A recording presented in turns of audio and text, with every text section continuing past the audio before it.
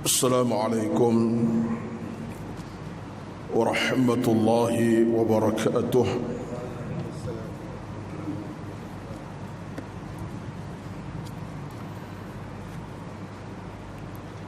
Innal hamdalillah nahmaduhu wa nasta'inuhu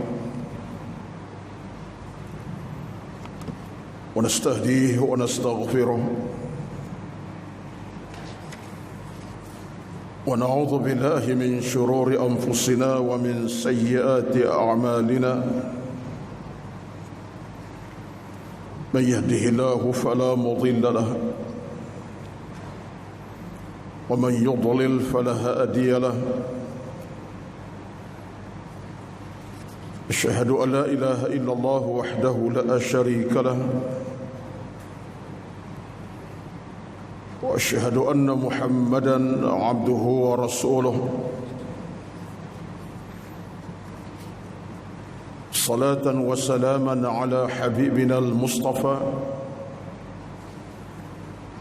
صلى الله عليه وسلم وعلى آله من اهتدى.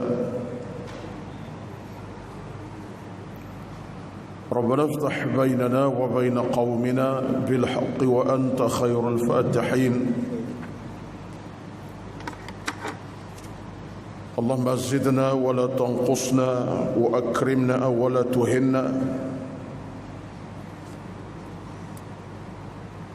وأكرمنا ولا تهنا وآثرنا ولا تؤثر علينا وارضنا وارض عنا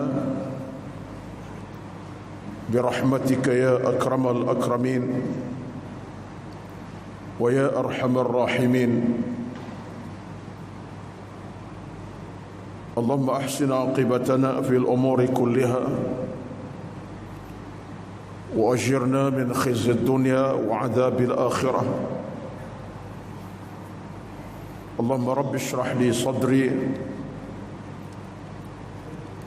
ويسر لي أمري واحلل عقدة من لساني يفقه قولي يا رب العالمين. أما بعد، أعوذ بالله من الشيطان الرجيم. الذين آمنوا وهاجروا وجاهدوا في سبيل الله بأموالهم وأنفسهم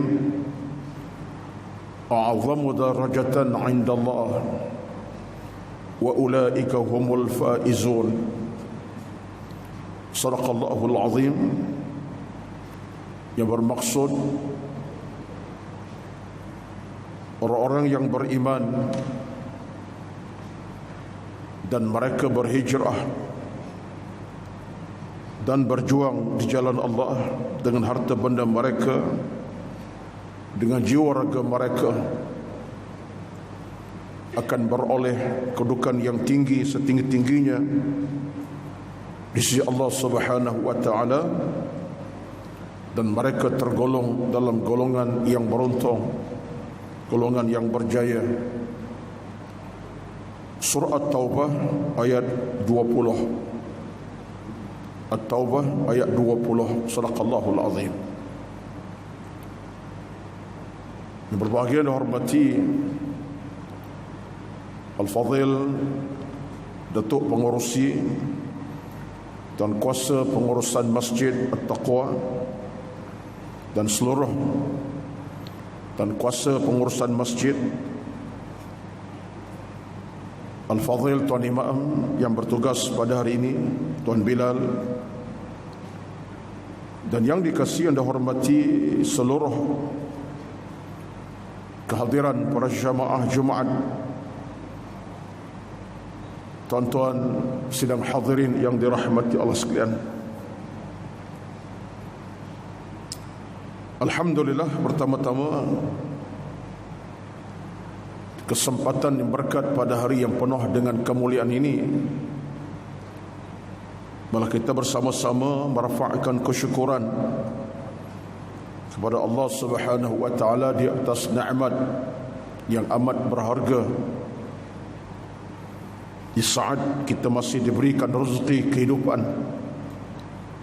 usia dan nyawa oleh Allah Subhanahu wa taala, untuk kita meneruskan sisa-sisa baki kehidupan kita yang masih berbaki sebelum kita dipanggil kembali kepada Allah buat selama-lamanya. Dan nikmat masa berbaki ini sesuatu nikmat yang begitu berharga di saat kita mampu untuk menunaikan segala-galanya. Ibadat dikerjakan, istighfar dikumandangkan, taubat dinyatakan, amal soleh dikerjakan, keinsafan kita bangunkan dalam hati nurani masing-masing dan sebagainya. Pasti merupakan satu nikmat yang paling besar di saat rezeki kehidupan kita yang berbaki ini, yang kita tak tahu yang berbaki itu masih panjang ataupun tidak, 1 jam ataupun 10 jam lagi, sehari 2 hari lagi, bahkan tahun, kita tak tahu. Yang pastinya yang lepas telah berlalu pergi, yang besok belum tentu hak kita, yang sekarang adalah milik kita. Itu kepastian. Suatulah kata Al-Imam Al-Ghazali rahmatullah, siapapun kita dalam hidup ini, kita tak bebas ataupun tidak melewati 3 masa. Yang pertama, semalam yang telah berlalu pergi dan tidak kembali, yang besok belum pasti kita nikmati keindahan dan kenikmatannya. Maka yang pasti sekaranglah masa kita, masa untuk beribadatnya, masa untuk buat amal kebaikan, masa untuk berdoa bermunajat, masa untuk bertaubat istighfar. Inilah masanya. Maka kata Al-Imam Al-Ghazali rahmatullah, tidak ada orang paling bijak di kalangan manusia melainkan orang yang menggunakan masa yang dia ada untuk melakukan amal-amal kebajikan dan kebaikan tanpa cuai, bahkan bersungguh-sungguh. Maka tuan-tuan, itulah sebuah perjalanan yang saya juga sedang hadapi. Bukan saja tuan-tuan yang hadir, tapi saya bercakap pun samalah keadaannya. Kami berbaki, saya tak tahu apakah jam, apakah saat, apakah hari, saya tak tahu. Saya mukadimahkan tadi satu ayat dari surah At-Taubah 20 untuk kita ambil sedikit renungan pada hari ini. Pada hari Jumaat ini kita ambil sedikit renungan di sebalik ayat tadi At-Taubah 20, di mana Allah berfirman, golongan yang beruntung, yang berjaya, yang cemerlang pada pandangan agama, Allah senaraikan kepada kita. Alladzina amanu, iaitu orang-orang beriman, wahajaru, orang-orang berhijrah,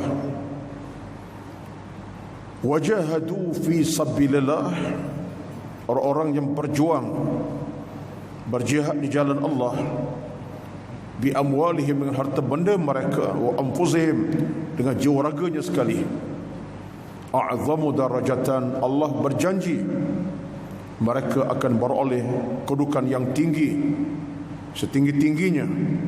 Wa ulaika humul faizun, dan merekalah golongan yang berjaya, yang beruntung, yang cemerlang. Ayat sebagainya tuan-tuan dan hadirin sekalian pasti memberikan suatu peringatan kepada kita. Dan kata Al-Imam An-Nawawi, kata Al-Imam Ibn Katsir rahmatullah, dalam Al-Quranul Karim kita baca ayat-ayat yang sifatnya sebegini, maka kata Ibn Katsir rahmatullahi alaihi, itu tandanya apa? Kata beliau, ayat-ayat sebegini adalah tandanya mahabbatullah li'ibadihi.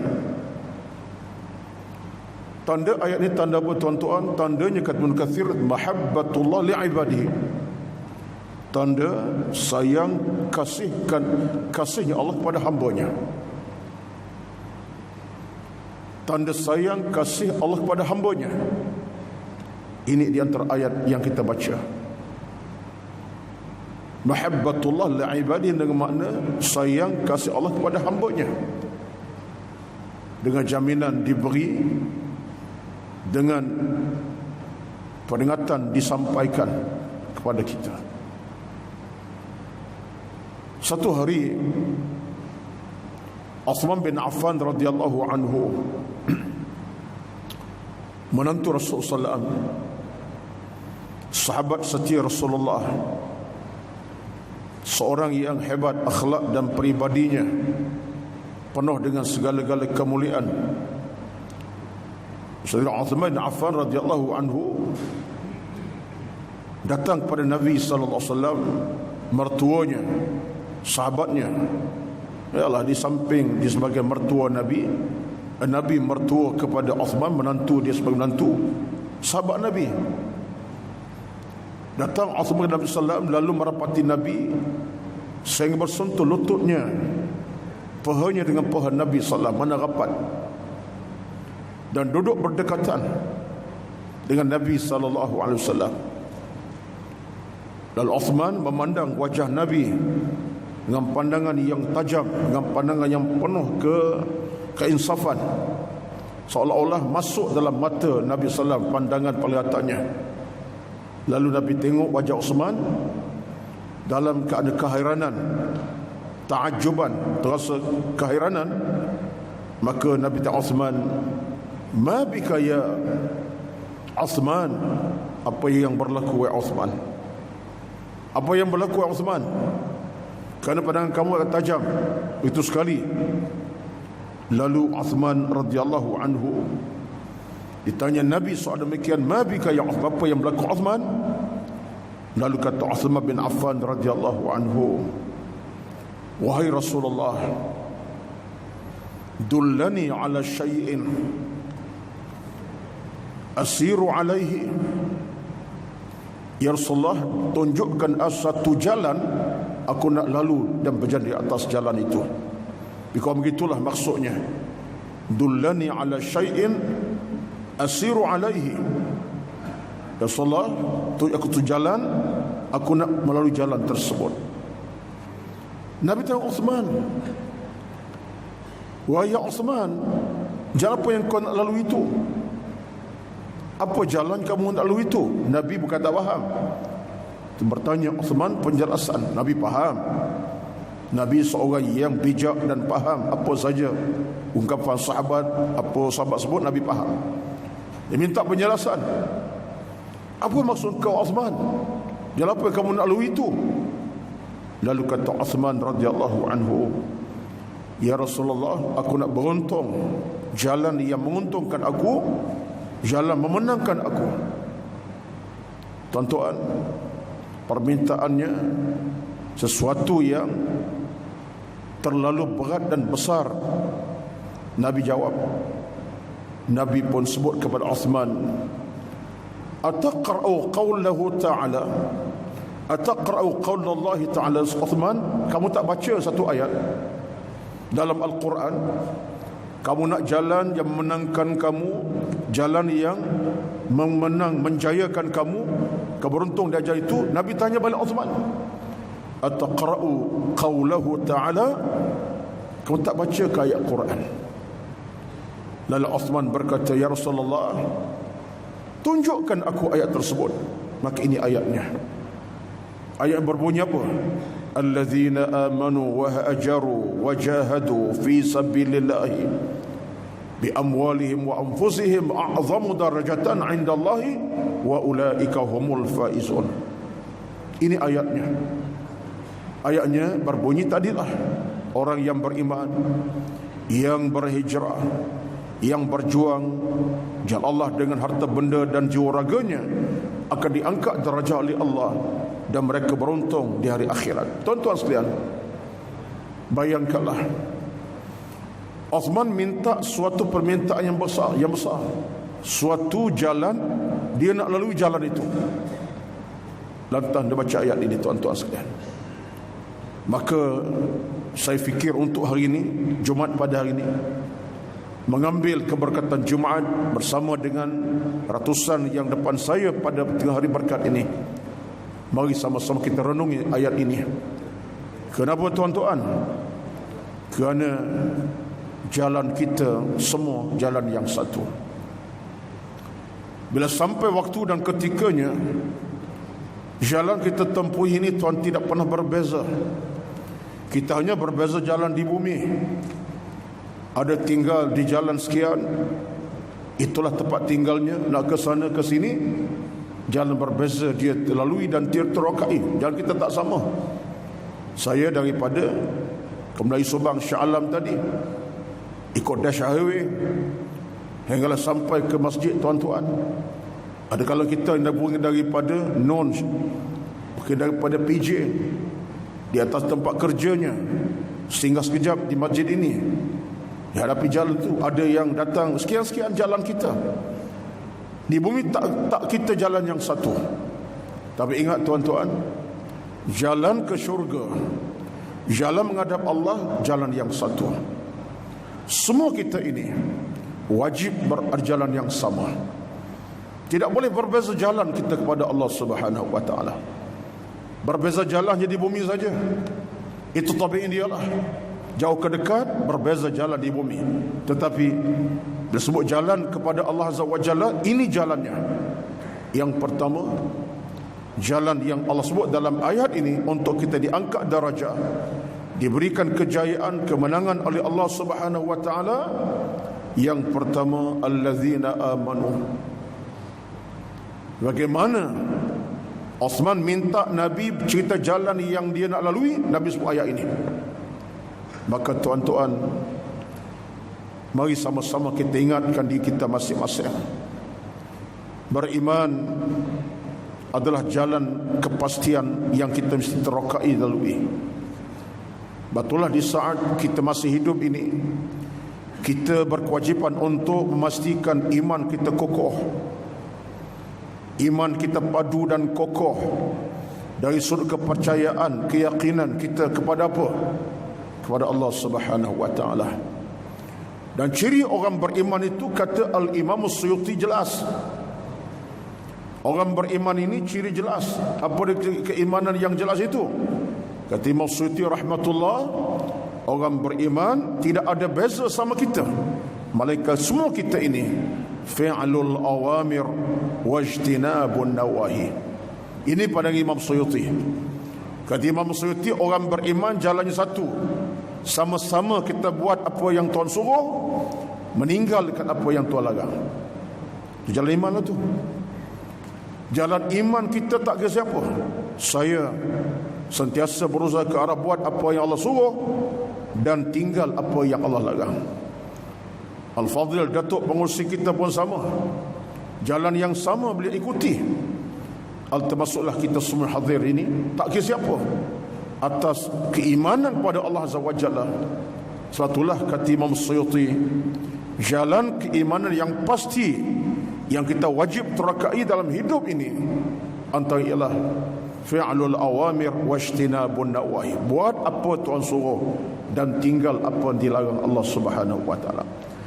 Saya nukilkan pandangan Ibn Suyuti sebab apa? Sebab dalam neraca keimanan kepada Allah, tuan-tuan, kita boleh bercakap iman dalam konteks yang luas. Sembahyang iman, sedekah iman, baca Quran iman, semua iman belaka, ke masjid iman.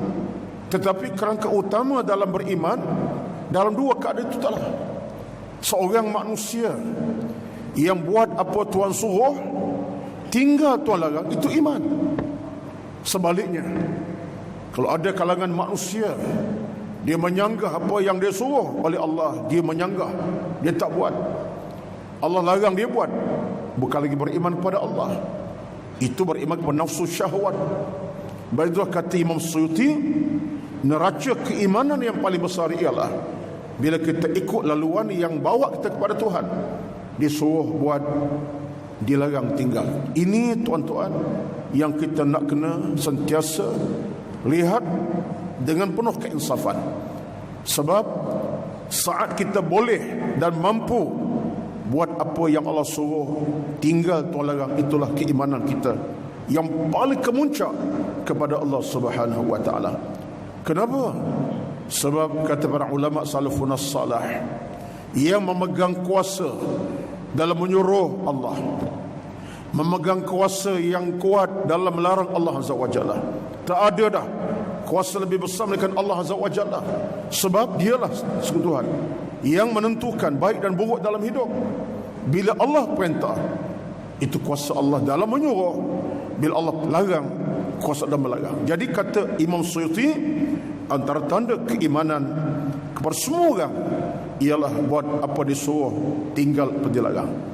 Dan hal ini jangan kita anggap mudah, kerana cabaran kita dalam kita buat, dalam kita beramal ialah kadang-kadang kita mungkin tersasar, kita mungkin terseleweng, tersalah jalan sebab kita lemah. Tetapi orang yang benar-benar beriman akan sentiasa berusaha untuk buat apa disuruh Allah dan meninggalkan larangan Allah Subhanahu wa taala. Ini satu jalan yang utama. Nabi SAW sebut tadi allazina amanu. Yang lain, soal kita beriman kepada hari akhirat, beriman kepada qada qadar, beriman kepada para malaikat, beriman kepada semua itu, dia semua itu terkandung dalam perintah Allah Azza wa Jalla, larangan dan suruhan tadi. Sebab secara fisik, secara mudah kita boleh fikir, bagaimana seorang boleh beriman pada hari akhirat. Oh, aku percaya akhirat, tapi Allah larang dia buat. Allah larang dia buat. Macam mana awak beriman kepada hari akhirat? Sedang akhirat ada dosa, ada syurga neraka. Maka tidak mungkin seorang itu dianggap beriman hari akhirat, dia melanggar perintah Allah Subhanahu wa taala.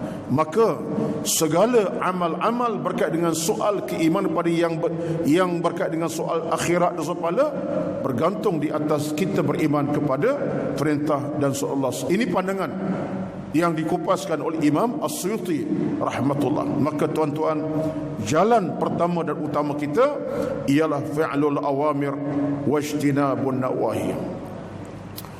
Ali bin Abi Talib radhiyallahu anhu pun sahabat Nabi, menantu Nabi sallallahu alaihi wasallam, insan yang hebat, dikenal sebagai seorang yang hebat di para sahabat dengan keilmuan dan kemuliaannya.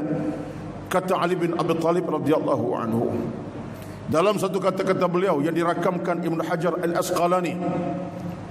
Ibn Hajar ini seorang yang hebat yang mensyarahkan kitab Bukhari, Sahih Bukhari, diriwayatkan oleh Ibn Hajar Al-Asqalani. Ali kata apa? Kata Ali radhiyallahu anhu, man tamassaka bi awamirillah, siapa yang benar-benar berpegang dengan perintah Allah, fahuwa ala khairin, dia berada di jalan kebaikan. Siapa yang pegang kokoh dengan perintah Allah, awamirillah, dia benar berada di jalan kebaikan. Wa man taraka awamirallah, siapa yang tinggal perintah Allah, fahuwa ala syarin, dia hidup di jalan kejahatan. Ini kata-kata Ali, simple tapi penuh dengan makna tersirat. Siapa yang pegang perintah Allah, jalan kebaikan. Siapa yang buat benda Allah larang ataupun tolak perintah Allah, di jalan kejahatan. Jelas tuan-tuan sekalian. Betullah neraca iman kita, kalau ikut kepada konteksnya daripada Imam Suyuti tadi, fi'lul awamir wajtinabun nawahi. Maka mari sama-samalah kita cek balik, muhasabah, hitung diri masing-masing. Saya yang bercakap termasuk, kita nak kena semak balik di mana keimanan kita. Kalau kita dalam kehidupan masih melanggari perintah Allah secara terbuka tak terbuka macam mana, kita benar-benar belum beriman kepada Allah Subhanahu wa taala. Kenapa? Kerana larangan kita tak jauhi, perintah kita tak tepati. Ini semua peringatan kepada diri saya bercakap dan kita. Ini perintah Allah Al-Quran. Jadi kata Allah Azza wa Jalla, orang yang berjaya diangkat darajahnya, pertama amanu, dia beriman. Kemudian ayat Taubah 20 ini, tuan-tuan saya ulang balik At-Taubah 20. Dia siapa-siapa lepas ini nak semak ayat boleh buka Quran. At-Taubah 20. Semak balik ayat ini dan renung balik dengan peringatan yang saya sampaikan pada hari ini. Boleh ingat balik insya-Allah.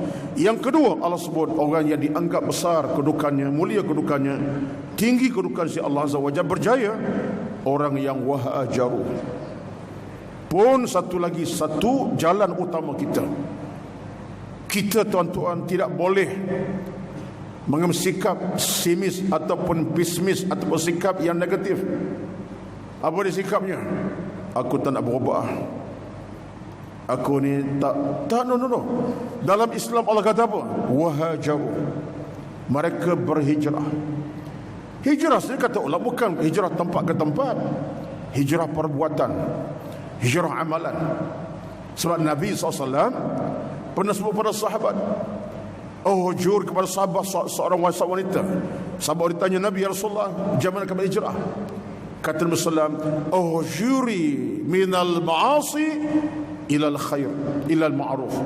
Kata Nabi, hijrah yang aku nak sekarang, hijrah tinggal kejahatan pada kebaikan. Itu hijrah. Jadi hijrah negeri ke negara ini dah selesai. Dalam dunia sekarang ini, hijrah daripada Kuala Lumpur balik ke Kelantan, sebab duduk lama dah Kuala Lumpur. Hijrah daripada Kota Baru datang ke Kuala Lumpur, dah selesai dah. Hijrah pada Johor Bahru datang ke Lumpur, dah selesai. Hijrah dalam konteks sekarang ialah hijrah dalam bentuk amalan. Jahil kepada faham, tak faham kepada faham agama, dosa kepada kampun. Itu hijrah kita. Ahli ini tuan-tuan wajib atas kita. Batu kata Allah Zawwahajar, orang yang boleh berjaya diangkat oleh Allah. Kenapa? Hajaru, berhijrah. Mana berubah kehidupannya. Satu ketika dia tak faham agama, dia belajar. Dia duduk dengan ilmu, dia belajar. Itu hijrah. Satu masa dia dalam bab ibadat tak berapa nak jaga, tapi dia berhijrah sungguh-sungguh dalam bab ibadat.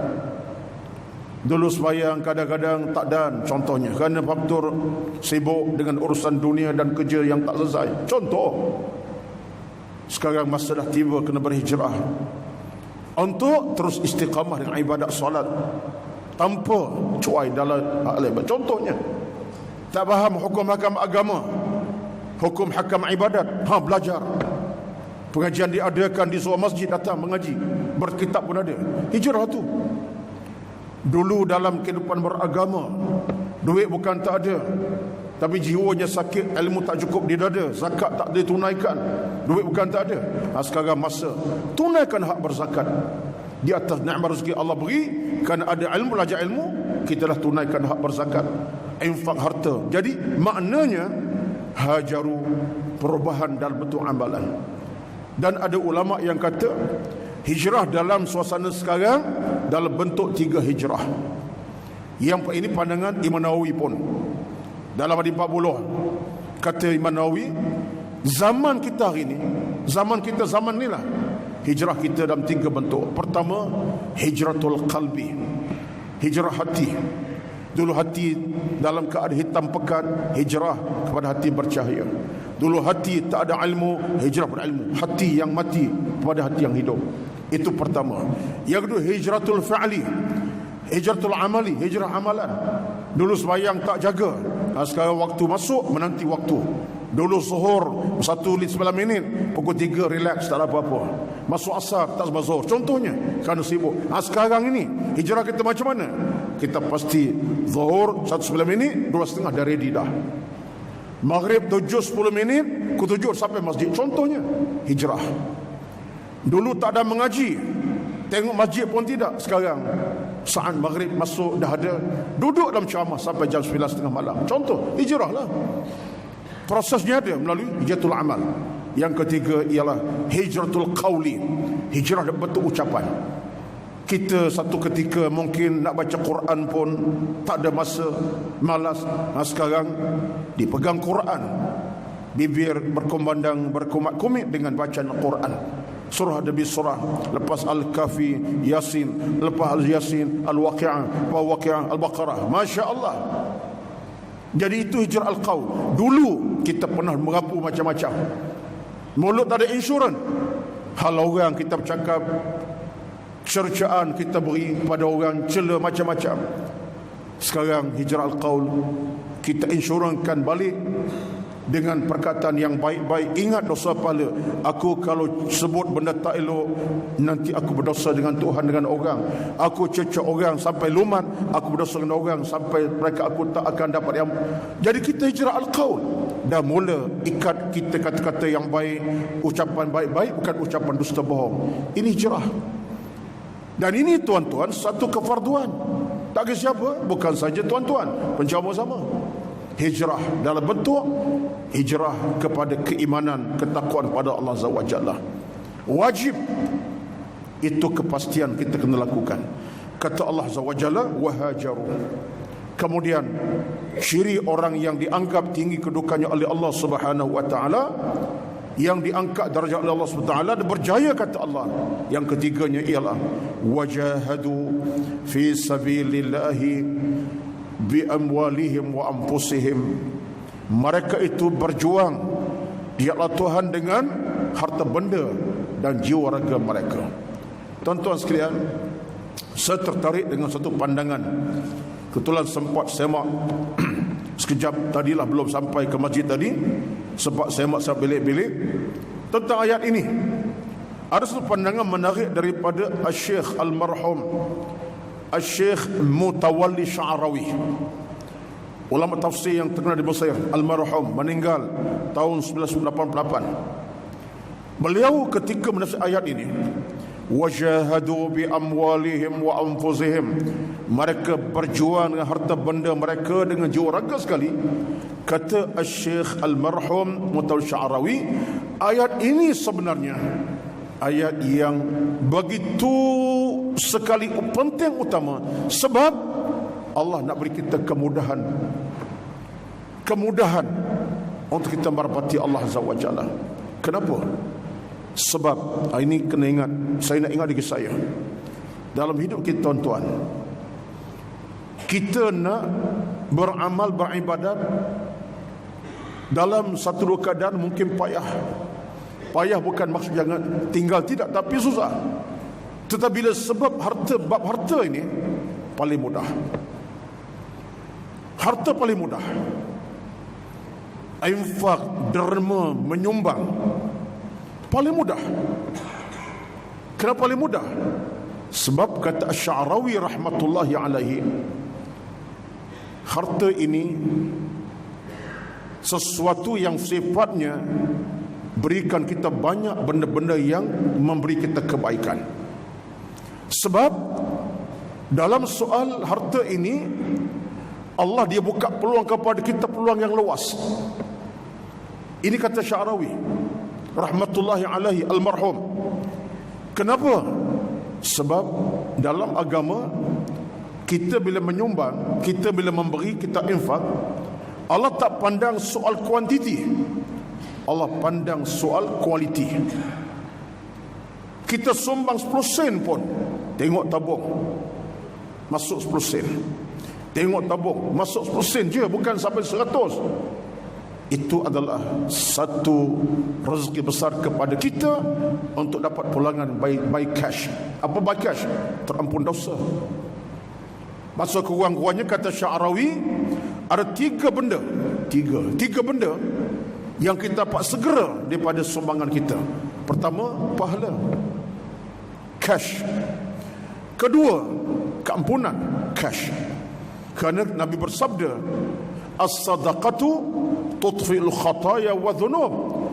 Dengan sedekah menghapuskan dosa by cash. Cash, bukan backdated. Dan yang ketiga, seorang menerima sedekah itu akan dirahmati oleh Allah Subhanahu wa taala. Cash. Allah akan catat kebaikan hambanya. Allah kepada malaikat, catat kebaikan hambaku walaupun 10% derma.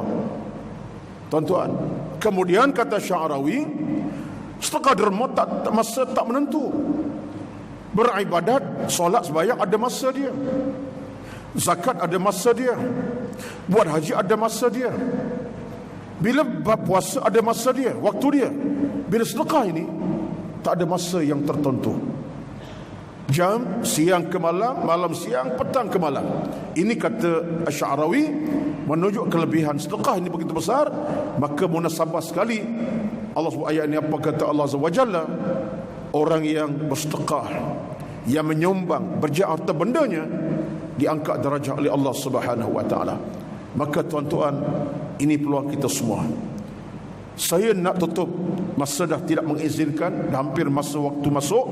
Tuan-tuan sekalian, dengan 3 perkara tadi, dengan kita beriman sekukuhnya, buat Tuhan suruh 3 tuan larang, kita berada dalam keadaan kita berhijrah, segera meninggalkan keburukan, cari jalan-jalan pula pada Allah Azza wa Jalla. Kemudian kita bersedekah derma ini. Tuan-tuan, semua ini kata Allah Subhanahu wa taala, a'zamu darajatan indallah. Mereka diangkat darajah kedudukan oleh Allah Subhanahu wa taala, wa ulaika humul muflihun. Mereka pasti orang-orang beruntung di hari akhirat nanti. Mudah-mudahan inilah perjalanan kita. Satu perjalanan, satu matlamat, satu destinasi, satu tujuan yang tidak beza-bezakan kita. Kehidupan dunia kita ada tujuan berbeza, jalan kita tak sama. Balik nanti ada ke utara, ada ke selatan, ada ke barat, ada ke belakang, ada ke depan. Jam tak jam, itu jalan dunia. Jalan akhirat, jalan yang satu, semua kita akan ikut jalan yang sama. Mudah-mudahan Allah Subhanahu wa taala berikan kepada kita keluasan hidup yang penuh dengan kebaikan dan kemuliaan. Ayat tadi tuan-tuan berada dalam surah At-Taubah 20. Boleh rujuk balik, semak balik, dan cuba ingati balik apa yang telah saya kupaskan dalam kadar kemampuan yang tak seberapa ini. Mudah-mudahan ada manfaat saya cakap, dan kepada hadirin Jumaat semua, aqul qawli hadza astaghfirullahal azim li wa lakum wa li sa'iril muslimin wal muslimat fastaghfiruhu innahu ghafurur rahim. A'udzu billahi minasy syaithanir rajim. Bismillahirrahmanirrahim. Alhamdulillahi rabbil alamin. Wassalatu wassalamu ala sayyidina Muhammad wa ala alihi wa sahbihi ajma'in. Allahumma ighfir lana dhunubana wa liwalidina warhamhuma kama rabba'una sighara. Rabbana atina fid dunya hasanah wa fil akhirati hasanah wa qina adzaban nar. Walhamdulillahi rabbil alamin.